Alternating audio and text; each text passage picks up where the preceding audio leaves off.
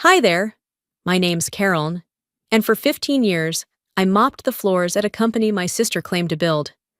She smiled on magazine covers while I cleaned her office at night. She called me just the janitor, said I belonged in the background. But what she didn't know was that I owned the company. The documents were signed. My father's legacy was mine. Still, they erased me, cropped me out of photos, misspelled my name on slideshows, called me a risk behind closed doors. And the worst part? It wasn't just Darlene. It was my own mother saying, "Let her feel useful. It keeps her occupied." So I stayed quiet. Until the day her badge stopped working and mine opened every door. How does someone survive 15 years of silence, then flip the entire boardroom without ever raising her voice? Do you really want to know?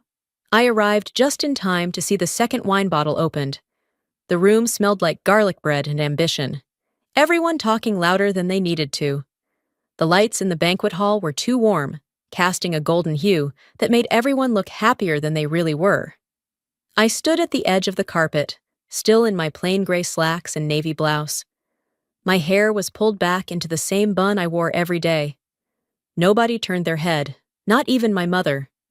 Darlene, in her burgundy blazer and sculpted heels, was already in full performance mode, laughing too loud, patting the shoulder of one of Dad's old colleagues, taking selfies with her wine glass tilted just right.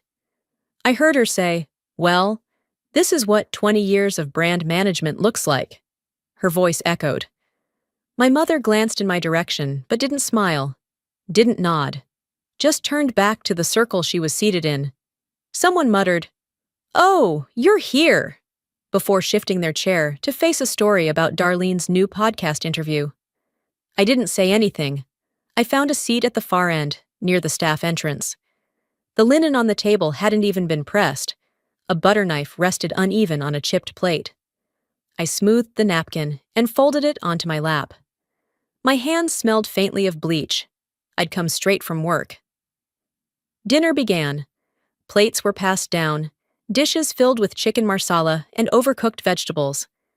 I served myself quietly, nodding at the waiter as he placed a glass of water in front of me. Darlene's laugh cut through the music like it always had. Sharp, knowing, confident. Midway through the main course, someone raised their glass. "To Darlene," they said, "for making the cover of Women to Watch Midwest." Applause erupted. The man seated beside me clapped, then leaned toward me and asked, "You two are sisters, right?" I nodded once. "Oh, wow. You look different." He smiled like it was a compliment. Darlene beamed from her seat, waving her hand playfully. "Let's be real. One of us scrubs floors, the other gets published. Balance, right?" People laughed.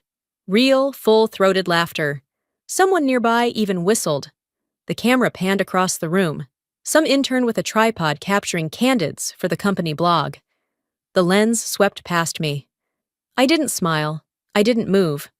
I just stared down at the ice cubes in my glass, watching one crack slowly as it melted. Across the table, my mother chuckled. She touched Darlene's arm and whispered something into her ear. They both laughed again, louder this time. I felt the heat crawl up my neck, but I didn't speak. I'd learned years ago that my silence made them more uncomfortable than my voice ever could. After the dessert plates were cleared, a woman dropped her napkin near my feet. I bent down to pick it up. "You're fast," she said, joking. "Ever think of coming to my place to clean?" More laughter. I smiled without showing teeth and stood back up. I needed air. I walked out into the hallway, passing the mirrored wall next to the coat check. My reflection caught me mid-step. I didn't look tired. I didn't look angry. I just looked hollow, like someone standing in a life that didn't quite fit. Inside the restroom, I locked the stall door and pulled out my phone. I opened the legal folder I kept tucked away in my photo gallery. The first image was a scanned document. Power of attorney, 52% shareholding. My name, notarized, signed by my late father. The next image, my ID card from work. Custodial team, Carolyn M., I stared at those two images for a long time. Side by side, they told the story nobody else would believe if I said it out loud. I whispered, "Not yet." Back at the banquet room, the music had switched to something upbeat. Darlene was twirling her wine glass, still talking, still performing. I stood at the doorway for a moment, then turned around and left. They wouldn't remember I was there, but I would. I didn't go straight home that night. Instead, I took the long way, circling downtown in my beat-up sedan, windows down, letting the cold air sting my face. The music in the background was soft, some old country station barely coming through, but it helped me stay grounded. By the time I got back to my apartment, my hands were stiff from the steering wheel, but my mind had settled. I didn't sleep much, just a few hours, enough to keep me standing. Morning came like it always did, gray and quiet. I packed my lunch, pulled on my work polo, and made the short drive to Northstone headquarters. As I stepped through the side entrance reserved for facilities staff, the smell of floor wax and coffee hit me. Familiar, comforting in a way, but that comfort cracked the second I walked past the lobby. There it was, a 6-foot-wide vinyl print mounted across the main wall. The Cray family legacy, a century of excellence. A photo collage wrapped around the headline. Board members, grandparents, uncles, Darlene in at least 4 different outfits, cousins I hadn't seen in a decade. Even Mom in that powder blue suit she saves for important functions. And then there was the picture. I knew it well. It was from a summer family picnic 5 years ago. I was standing on the left, holding a tray of burgers, smiling. The photo they used was nearly identical, but I wasn't in it. Cropped clean out, like I'd never stood there. It wasn't sloppy. Whoever did it knew what they were doing. The light was balanced, edges softened. No sign of tampering to the average eye, but I knew. I stared for a few moments, my cleaning cart idle behind me. People walked past, offering polite nods or pretending not to see me at all. "Nice job on the floors last night," someone said offhandedly. I couldn't even tell who it was. I nodded, pushed my cart forward, and didn't say a word. Around mid-morning, I was reassigned to prep the media room for an upcoming family appreciation event. A couple of interns buzzed around, fixing lighting and testing audio. Darlene's assistant, Monica, stood in front of the projector, organizing files on her laptop. I swept quietly around the perimeter until Monica left the laptop unattended to answer a call. I leaned in, just enough to see the screen. Slide number 4. Our family support, behind every success. There they were, a slideshow of smiling relatives. Darlene, of course. Mom, again. 3 cousins. Even Uncle Carl, who lives in Arizona. Then there was mine. My name was misspelled, Carlin instead of Carolyn. And next to it, support staff, facilities. The photo? A blurry shot from an office birthday where I was handing out paper plates. I looked like someone who had stumbled into the frame. Monica returned just as I stepped back. She glanced at me, then at the screen. "Oh, that's just an old draft," she said, waving a hand. "We didn't mean anything by it." She didn't move to fix it. I gave her a small nod, picked up my mop, and stepped out of the room. Back in the janitor's closet, I sat on the overturned bucket for a minute, pulled out my phone, and opened the camera. Click. Slide number 4 was now saved. I knew better than to make a scene. I had seen what happened to people who spoke too soon, especially women like me. Quiet, polite, predictable. Instead, I kept my head down the rest of the shift. I smiled when spoken to, logged my hours, went through the motions. But after lunch, when the building cleared out for the day's off-site event, I slipped into the records room with a vacuum in hand. The custodian access still worked on that door. The room smelled like paper and dust. I moved quickly, scrolling through digital logs and printed press releases. I looked for photos, staff acknowledgments, historical newsletters. I found 22 published company newsletters dating back 5 years. My name appeared in only one, and only because I had been listed as a contact in the emergency response drill. I had been at every company picnic, cleaned every after-hours board meeting, worked through 2 Christmas Eves and 1 New Year's Day. And yet, in these documents, I barely existed.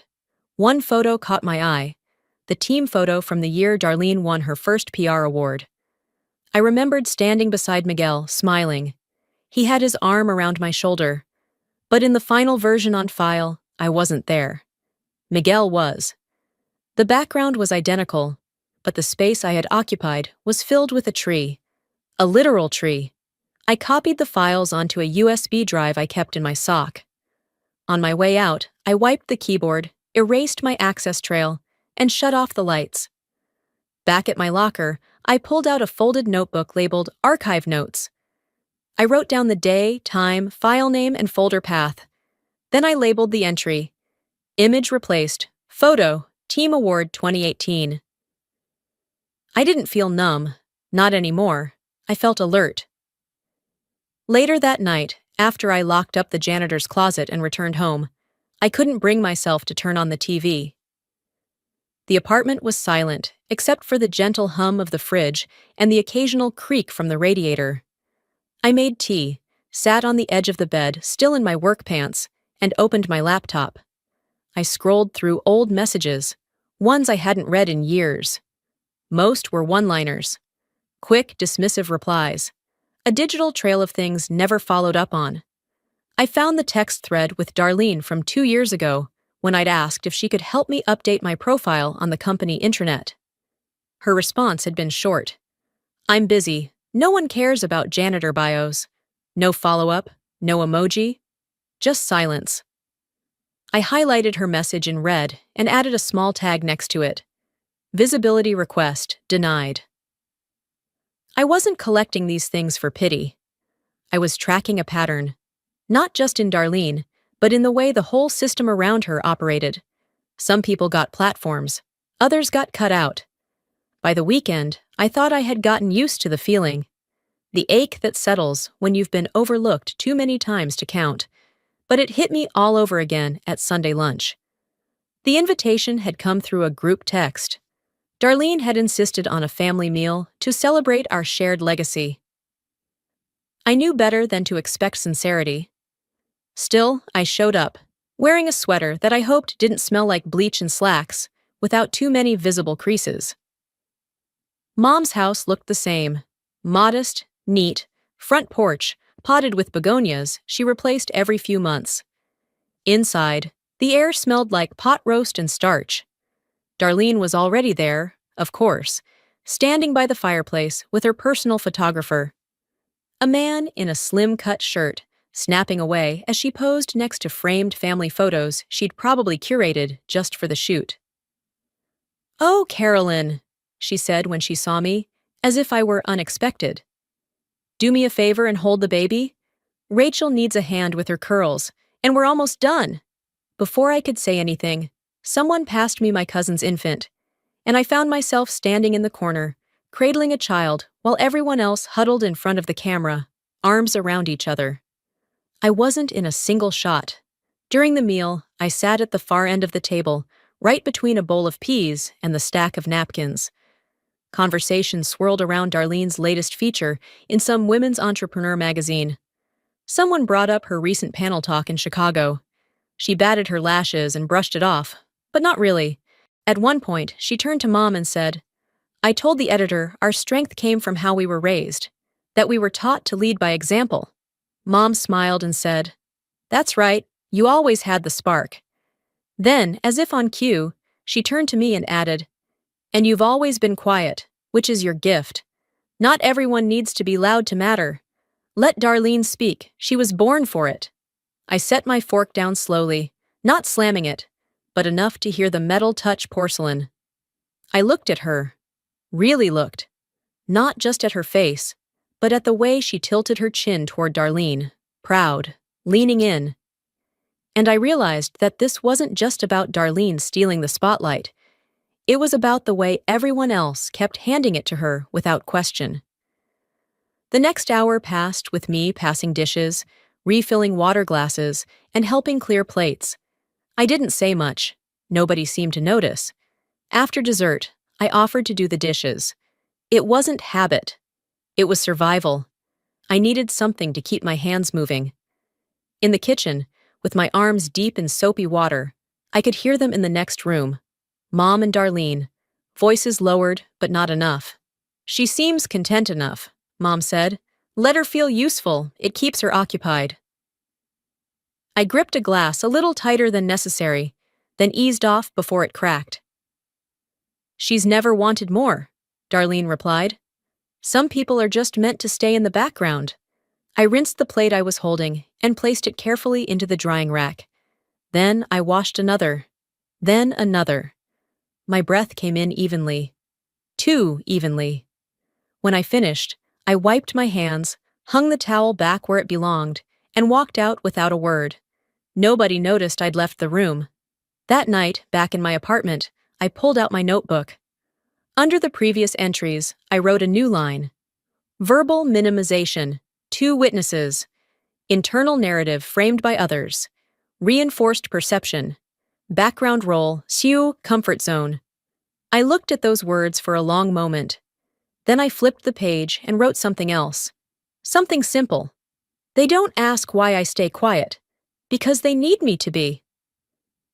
I closed the notebook and placed it beside the lamp. I wasn't silent because I was weak. I was silent because they never listened anyway. The next morning, I got up before the sun. The apartment was still dark, and the city hadn't quite come alive yet. I moved through my routine in silence. Coffee, hair pulled back, uniform shirt buttoned halfway, before I remembered to tuck it in. There was something about early mornings like that. A calm before the current picked up and reminded me I wasn't swimming. I was surviving.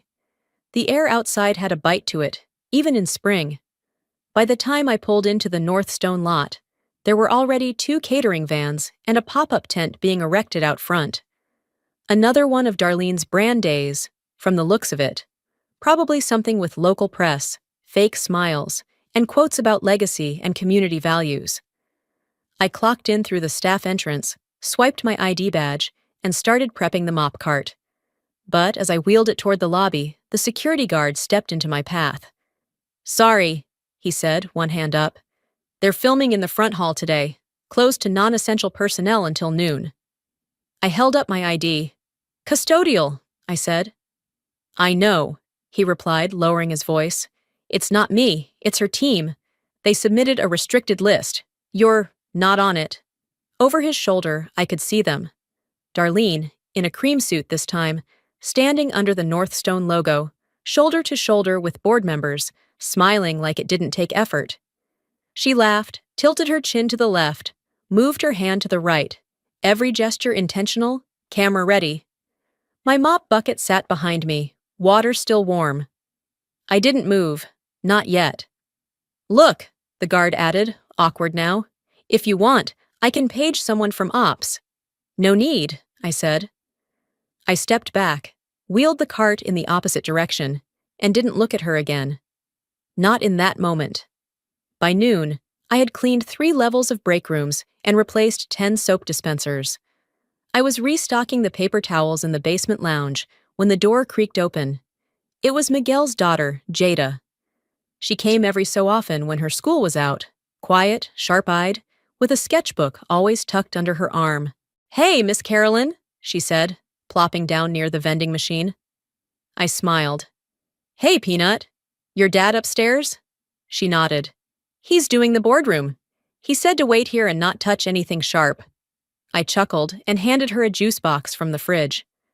She didn't open it right away.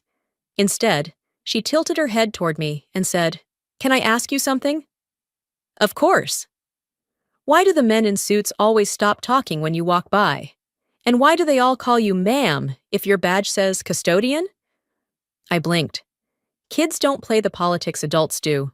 They see what's there and what isn't. I crouched beside her, rested my forearms on my knees, and looked her in the eyes. "Sometimes," I said slowly, "you don't need a loud title to make people notice you. You just have to stay long enough for the truth to show up." She nodded like she understood, then took a sip of her juice. Later that evening, after the building had cleared out and most of the lights were dimmed, I walked the empty halls. Not for work this time, but for something else. I still wore my uniform, still pushed a cart, but I wasn't cleaning. I walked past the media suite and paused at the door. Inside, Darlene was rehearsing a group of interns for an upcoming internal promo video. She was instructing them how to pose, where to place their hands, when to nod. One of the interns, a tall girl with braids and a nervous smile, raised her hand. "Should we include Ms. Carolyn in the profile series? She's got the longest record here, right?" Darlene didn't miss a beat. "We're focusing on visible faces. Public familiarity helps with brand alignment. Carolyn's not really on message." Not on message. I reached into my pocket, tapped the voice memo button on my phone, and let it run for 30 seconds. Then I stopped it, saved the file, and timestamped it. Back at my locker, I pulled out the folder. The one with the original paperwork, the sealed copy of Dad's share transfer, my amended name change, everything in order. I didn't open it, not yet, but I placed it gently on the top shelf, facing out. They weren't just pretending I wasn't part of the story. They were rewriting the whole damn thing like I'd never existed at all. I didn't sleep much that weekend. Every time I closed my eyes, I saw cropped photos, fading names, and a long line of moments where I had bitten my tongue for the sake of keeping the peace. Sunday night, after I cleaned out the top shelf of my hallway closet, I finally found it. The fireproof lockbox I hadn't touched in over a decade. I placed it on the kitchen table, still dusty from where it had been shoved behind old blankets. It took me 2 tries to get the combination right. When the latch popped, something in my chest shifted. The smell of old paper hit me first, faintly metallic and dry. Inside, everything was still there. The certified copy of my name change, dated 6 months after my father died. The state seal pressed deep into the page like it hadn't aged a day. I remembered the conversation with Darlene when I told her I'd filed for it. She had rolled her eyes over the rim of her coffee mug and said, "Seriously? Who changes their name just because they got a few shares?"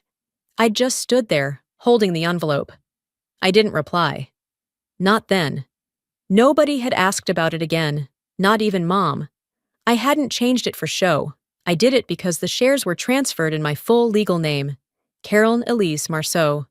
And for the first time, I wanted to make sure my name lined up with something that couldn't be erased, blurred, or cropped out. Back in the present, I laid the certificate on the table and smoothed it flat with both hands. The same name that no one bothered to pronounce correctly at work was written here in bold black ink, attached to legal weight they had all chosen to ignore. But I hadn't ignored it. Beneath the certificate was another envelope, this one heavier, thicker, yellowed slightly around the edges. I opened it carefully. Inside was the original document my father had signed, transferring 52% of the company shares to me. Not Darlene, not our cousins, not Mom, just me. It was signed in ink, dated, notarized, and witnessed, legally binding. And for 15 years, I had done nothing with it. I had kept it in this box like a secret, waiting, watching, filing away the moments when someone laughed too loud at my expense or erased my name from yet another list. Because power doesn't always come from speaking first. Sometimes it comes from being the only one who remembers everything. That evening, I sat down at my desk and opened my laptop. I created a new file and titled it, Voting Control Active. I attached scans of both documents and saved them twice. One copy on the desktop, one on an external hard drive I kept in the back of the pantry behind the old cereal boxes. Then I printed 3 hard copies and tucked them into a fresh folder. I labeled it plainly, Legal Authority, Internal Use. When I closed the lid of my laptop, I felt something shift inside me. Not anger, not even satisfaction, just clarity. I didn't need applause. I didn't want revenge. I wanted recognition. Monday morning arrived with the same gray clouds stretched low over the skyline. Traffic was light, and the usual static buzz of the local news played low on my car radio. Nothing had changed, not on the surface. but I had. I wore my usual uniform, blue coveralls, name tag still attached. But this time, I carried a manila envelope under my arm instead of a mop handle. When I entered the building, I didn't head to the custodial closet. I walked straight to the elevator. The receptionist looked up from her desk as I passed but didn't stop me. I didn't offer a smile. I didn't need permission. In the hallway near the executive wing, I stopped by my locker. Old, scratched, paint chipping off the edges. I opened it slowly and slipped the envelope onto the top shelf. On the outside, I had written, "In case of legal denial, deliver to legal counsel, Tom Halberd." Tom had been my father's attorney, still on retainer, still loyal to his signature. With that done, I walked to the lobby. The large glass display was still up, still gleaming in the morning light. The photo collage hadn't changed. I was still missing, but I didn't feel small this time. I stood there for a few minutes, watching Darlene's smiling face framed in gold, surrounded by words like visionary, pioneer, and legacy. And I smiled back, quietly.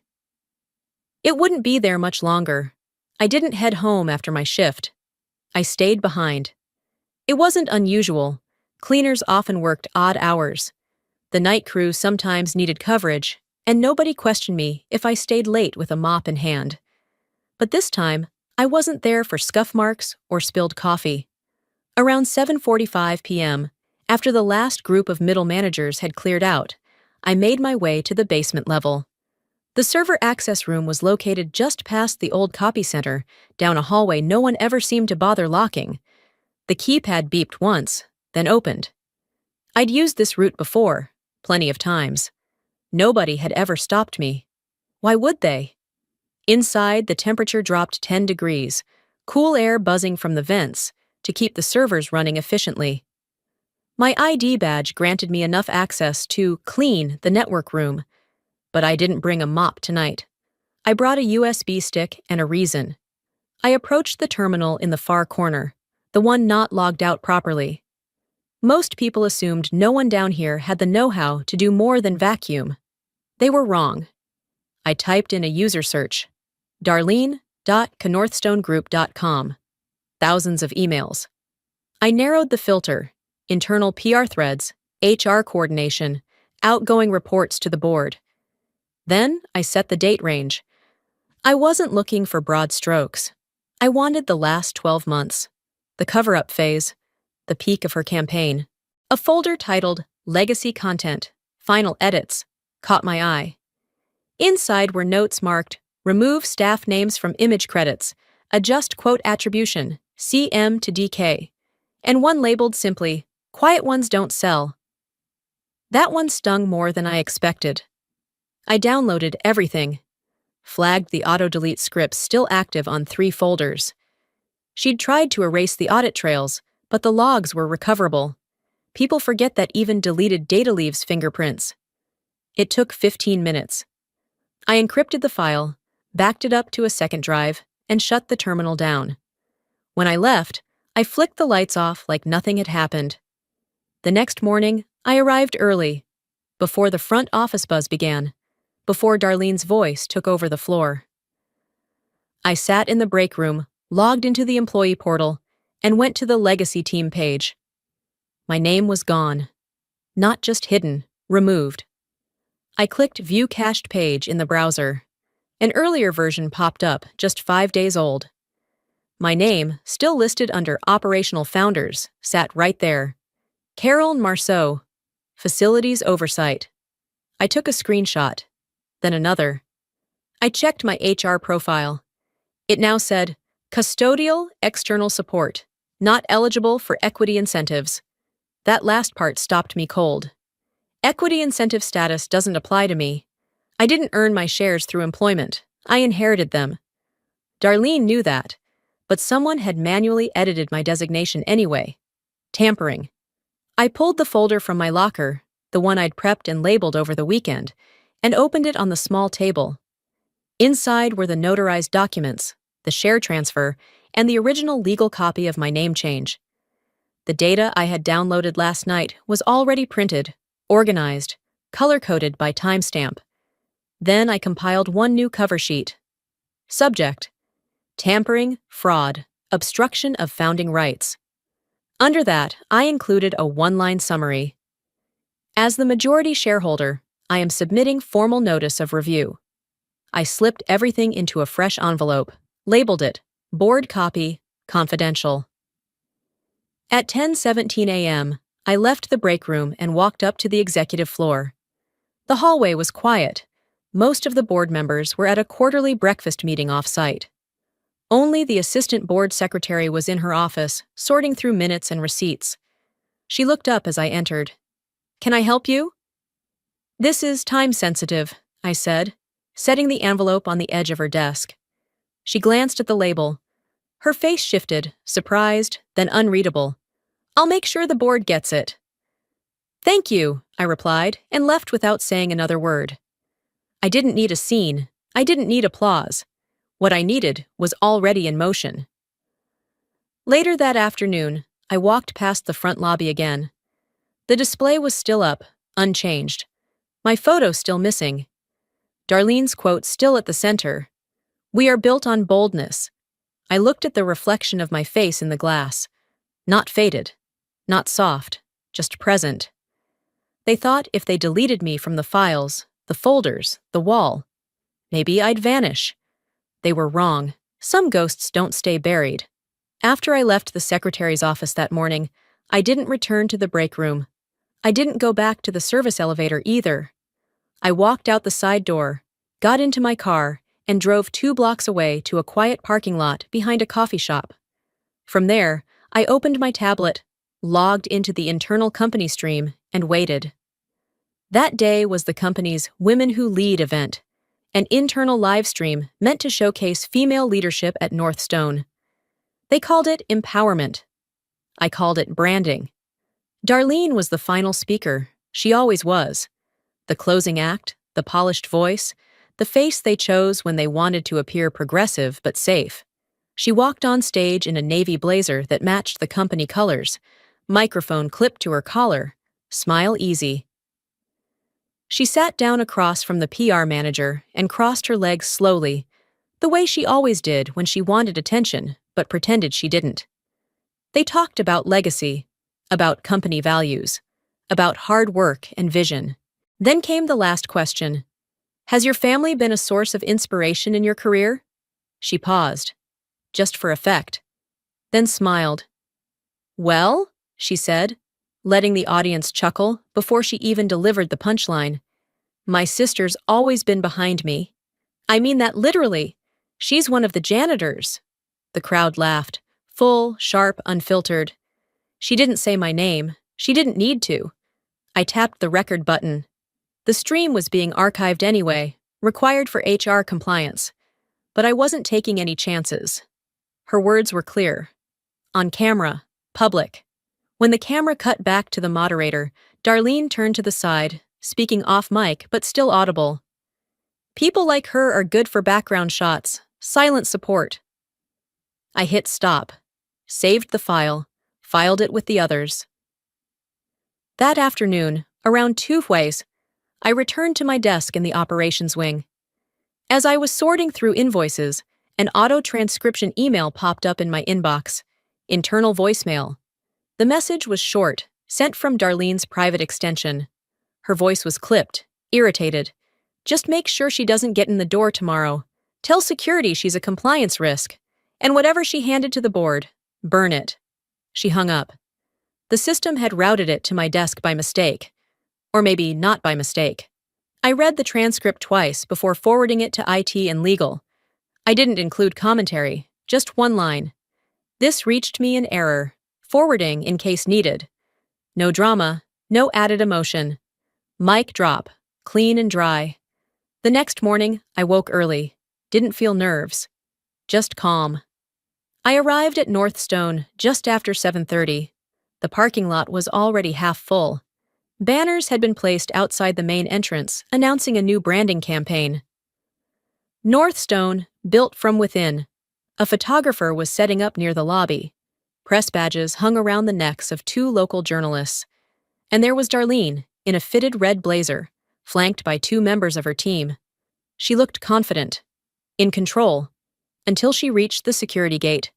She raised her badge and swiped. Nothing. She swiped again. Red light. One of the security guards stepped forward, quiet but firm. "Ma'am, I need to ask you to come with me." Her smile faltered. She looked at her team, then the cameras, then back to the guard. "There must be a mistake," she said. "Try again." He shook his head. "Your access is under administrative review." "What?" she snapped. "Who authorized that?" Behind her, a few employees had stopped walking. The hallway quieted. And then I walked in. Clipboard in hand, dressed in my regular coveralls, hair pulled back the same as always. She saw me. And for the first time in as long as I could remember, she didn't have a line prepared. I nodded politely, didn't break stride, and continued past her toward the elevators. My badge beeped. Green light, access granted. I didn't need to look back. Her badge didn't work. But mine finally did. I stepped off the elevator just as the conference room doors were being closed. The quarterly shareholder meeting had already begun. I didn't rush. I walked the length of the hallway at a steady pace, clipboard in one hand, black folder under the other arm. I passed familiar faces, people who'd walked by me in break rooms for years without ever learning my name. They watched me now, not because I was loud, not because I announced myself, but because I didn't flinch. Darlene's seat was empty. Of course it was. The boardroom felt colder than I remembered. Or maybe I was just more aware of everything.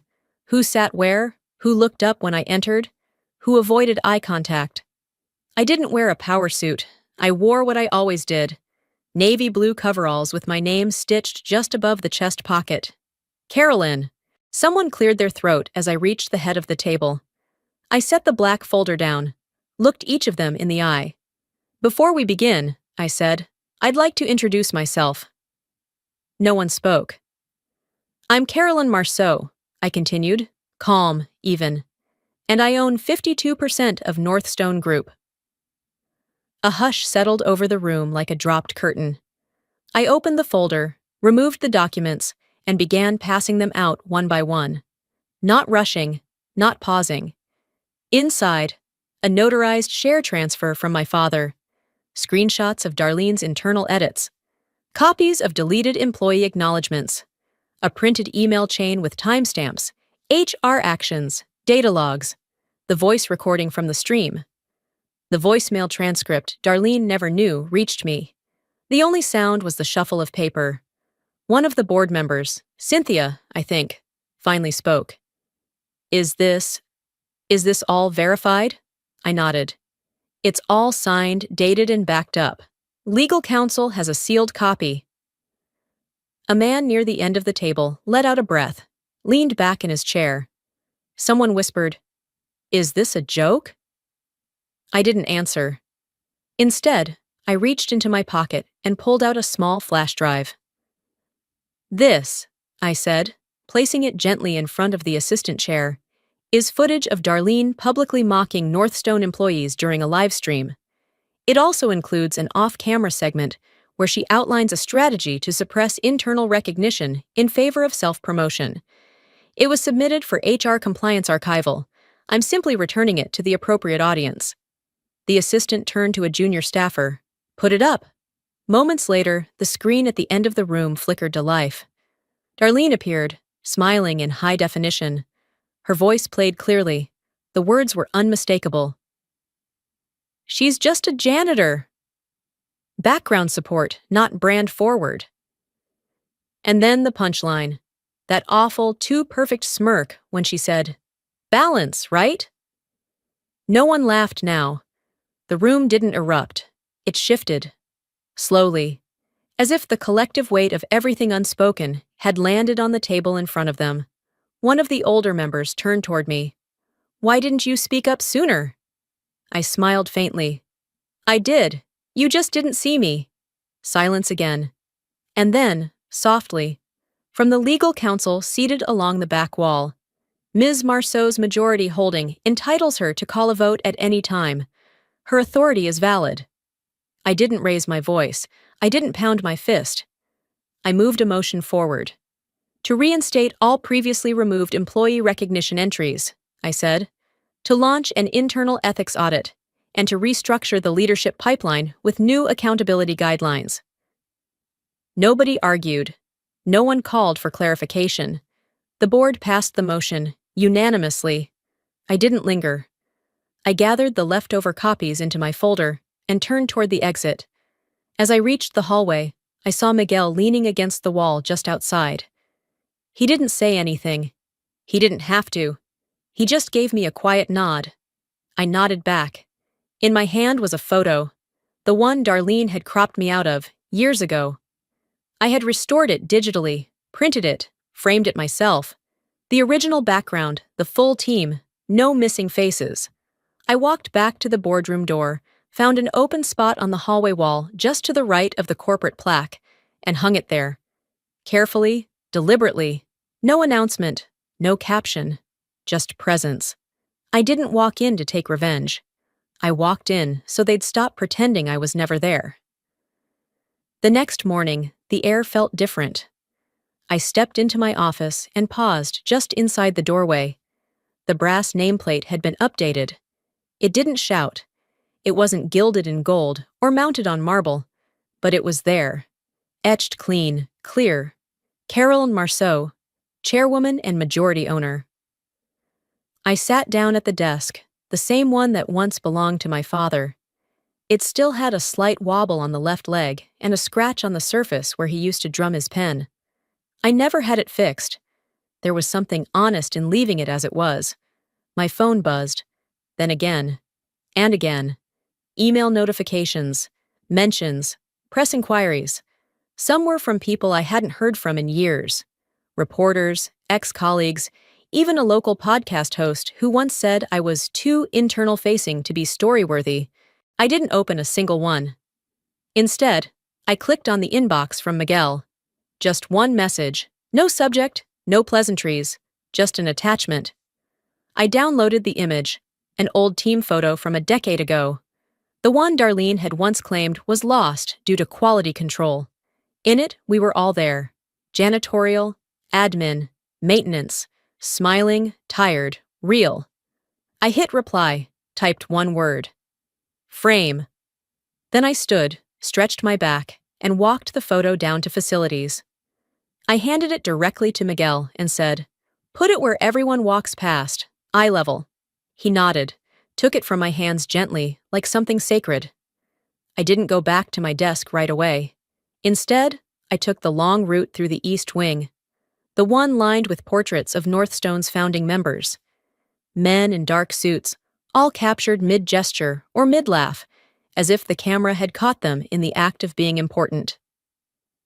At the end of the hallway, I stopped and looked at the last frame, a black canvas with nothing inside. Reserved for next-generation legacy, the plaque said. I didn't need my photo there. It wasn't the wall that mattered anymore. Later that afternoon, I sat in my office, holding the framed picture I'd hung outside the boardroom the day before. The restored photo. Me. Full frame. No edits. I heard my office phone ring, but let it go to voicemail. A few minutes later, I checked it. It was from my mother. "I don't understand all this," she said. "I really don't. I just hope you're not doing this out of spite. Darlene's going through a lot. I don't know what you're trying to prove anymore." I didn't call her back. I didn't scream or cry or even sigh. I whispered to myself as I placed the photo gently on the shelf above the window. I'm doing it because I should have never had to disappear just to be tolerated. Outside, the sun had dropped just low enough to cast long shadows across the floor. The building had started to quiet, but I didn't feel rushed. I had one more place to be. I drove out to the cemetery just after 5. It was quiet the way I remembered it. The wind shifted the branches just enough to make them creak. I parked near the far end, where the path forked toward the veterans section. My father's grave was simple, a small marker, clean, no extra quotes, just a name and 2 dates. I crouched beside it, pulled the velvet cloth from my bag, and placed the sealed company seal beside the headstone, the one he'd given me years ago. I had kept it hidden all this time, quiet, protected, untouched. I kept my promise, I said softly. I stayed until they saw it for themselves. I didn't need him to say anything back.